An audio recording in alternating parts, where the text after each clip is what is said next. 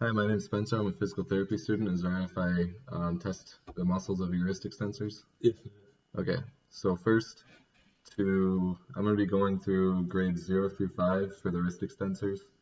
So for grade 0, I will tell the patient to move their wrist, but the patient will not be able to move their wrist at all. And as I feel on the back of his forearm, I won't be able to feel any muscle contraction. And if I tell my patient to move or extend his wrist again, and he can't move it, but I can feel some muscle contraction, that would be a grade 1. And then in this gravity reduced position with a towel, if I ask my patient to extend his wrist, go ahead and extend your wrist, and he can, that would be a grade 2. And getting rid of this and having my patient like this, if I demonstrate the motion, so wrist extension like that, and the patient can go through the full range of motion, so extend your wrist.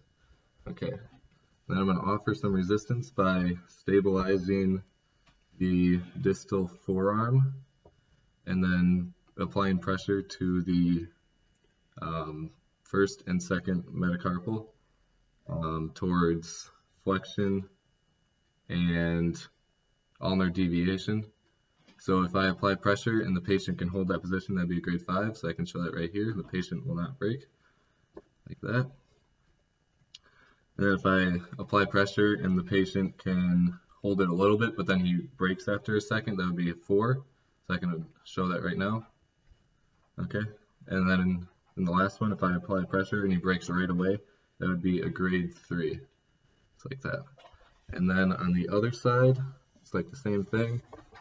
Stabilize on the distal forearm, and the patient goes into wrist extension. Then I'm feeling for the extensor carpi ulnaris.